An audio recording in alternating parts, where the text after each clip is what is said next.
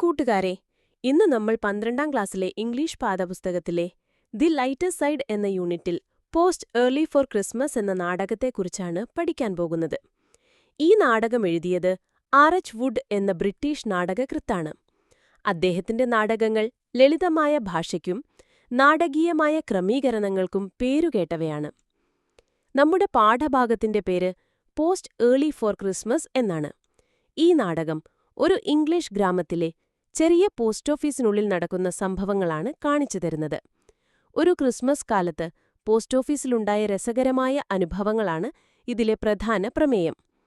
Christmas പ്രമാണിച്ച് ആളുകൾ സമ്മാനങ്ങളും കാർഡുകളും അയക്കാനായി പോസ്റ്റ് ഓഫീസിലെത്തുന്നു. ഈ നാടകത്തിലെ പ്രധാന കഥാപാത്രങ്ങൾ ആരൊക്കെയാണെന്ന് നോക്കാം. അസിസ്റ്റന്റ്, പോസ്റ്റ് ഓഫീസിലെ ജീവനക്കാരി; മിസസ് സ്മിത്ത്, മിസസ് ജോൺസ്, ഒരു ചെവി കേൾക്കാത്ത വൃദ്ധൻ; ഒരു കർഷകൻ, ഒരു വൃദ്ധയായ സ്ത്രീ; മിസസ് ഹിഗിൻസ്, അവരുടെ മകൻ ബഡി; ഒരു വിദേശ ടൂറിസ്റ്റ്; ഒരു പോലീസുകാരൻ. നാടകം തുടങ്ങുമ്പോൾ അസിസ്റ്റന്റ് തന്റെ മുൻ ദിവസത്തെ തിരക്കിനെക്കുറിച്ച് സംസാരിക്കുകയാണ്. ആളുകൾ ക്രിസ്മസ് അടുത്തതുകൊണ്ട് പാഴ്സലുകളും കാർഡുകളും അയക്കുന്ന തിരക്കിലാണെന്നും പലതരം വിചിത്ര സ്വഭാവമുള്ള ആളുകളെ കാണേണ്ടി വന്നെന്നും അവർ പറയുന്നു. കാഴ്ചക്കുറവുള്ള ഒരാൾ സ്റ്റാമ്പിനു പകരം ബിയർ ചോദിച്ചതും തമാശക്കായി സ്റ്റാമ്പ് എവിടെ കിട്ടുമെന്ന് ചോദിച്ച ഒരാളെക്കുറിച്ചും അവർ ഓർക്കുന്നു. പിന്നീട് നാടകത്തിലേക്ക് മിസസ് സ്മിത്ത് കടന്നുവരുന്നു. അവർ സ്റ്റാമ്പുകളും പോസ്റ്റൽ ഓർഡറും വാങ്ങുന്നു. ക്രിസ്മസിനായി സമ്മാനങ്ങൾ നേരത്തെ അയച്ചതിനെക്കുറിച്ച് അവർ പറയുന്നു. എല്ലാവരും അങ്ങനെ ചെയ്യണമെന്ന് അസിസ്റ്റന്റ് ആഗ്രഹിക്കുന്നു. കാരണം അവസാന നിമിഷത്തെ തിരക്കിൽ പാഴ്സലുകൾക്ക് കേടുപാടുകൾ സംഭവിക്കാമെന്ന് അവർ ഓർമ്മിപ്പിക്കുന്നു. അടുത്തതായി മിസസ് ജോൺസ് വരുന്നു.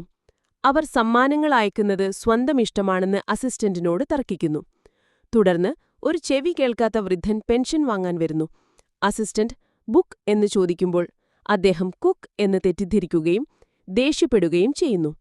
ഇത് പോസ്റ്റ് ഓഫീസിൽ ചിരിക്ക് വക നൽകുന്ന ഒരു രംഗമാണ്. ഒരു പൂച്ചയുടെ അസുഖം കാരണം വഴിതെറ്റി പോസ്റ്റ് ഓഫീസിലെത്തുന്ന മറ്റൊരു വൃദ്ധയെയും നമ്മൾ കാണുന്നു. പോസ്റ്റ് ഓഫീസ് മൃഗാശുപത്രിയല്ലെന്ന് മനസ്സിലാക്കിയപ്പോൾ അവർ വെറുതെ മടങ്ങുന്നത് ശരിയല്ലെന്ന് കരുതി ഒരു സ്റ്റാമ്പ് വാങ്ങി പോകുന്നു.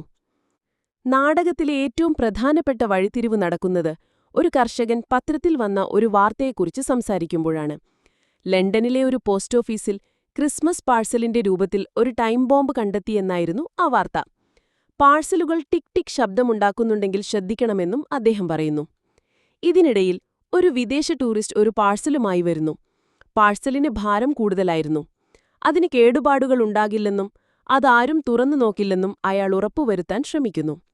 അയാൾ പോയ ശേഷം ബേർട്ടി എന്ന കുട്ടി പാഴ്സലിൽ നിന്നൊരു ശബ്ദം കേൾക്കുന്നതായി പറയുന്നു. എല്ലാവരും ശ്രദ്ധിച്ചപ്പോൾ ഒരു ടിക് ടിക് ശബ്ദം കേൾക്കുന്നു. കർഷകൻ ഉടൻ തന്നെ അത് ബോംബാണെന്ന് പ്രഖ്യാപിക്കുകയും എല്ലാവരും പരിഭ്രാന്തരായി ഒളിക്കുകയും ചെയ്യുന്നു. പോലീസുകാരൻ വന്ന് പാഴ്സൽ തുറക്കാൻ ശ്രമിക്കുമ്പോൾ ടൂറിസ്റ്റ് തന്റെ ഗ്ലൗസ് എടുക്കാൻ തിരികെ എത്തുന്നു. പോലീസുകാരൻ പാഴ്സൽ തുറക്കുമ്പോൾ അതിൽ നിന്നൊരു വലിയ ക്ലോക്ക് പുറത്തുവരുന്നു. ഇതോടെ എല്ലാവരുടെയും ഭയം ചിരിക്കു വക നൽകുന്നു. തന്റെ ക്ലോക്ക് നശിപ്പിച്ചതിന് ടൂറിസ്റ്റ് പോസ്റ്റൽ ജീവനക്കാർക്കെതിരെ കേസ് കൊടുക്കുമെന്ന് ഭീഷണിപ്പെടുത്തുന്നു. ഈ സംഭവത്തിനു ശേഷം അസിസ്റ്റന്റ് പോസ്റ്റ് ഓഫീസ് ജോലി രാജിവെച്ച് മൃഗാശുപത്രിയിൽ ജോലിക്ക് പോകാൻ തീരുമാനിക്കുന്നതോടെ നാടകം അവസാനിക്കുന്നു. ഇതൊരു നർമ്മരസമുള്ള നാടകമാണ്. ഒരു ചെറിയ തെറ്റിദ്ധാരണ എങ്ങനെ ഒരു വലിയ കോലാഹലത്തിന് കാരണമാകുന്നു എന്ന് ഇതിൽ രസകരമായി കാണിച്ചിട്ടുണ്ട്. എല്ലാവർക്കും ഈ ക്ലാസ് മനസ്സിലായി കാണുമെന്ന് കരുതുന്നു. നന്ദി.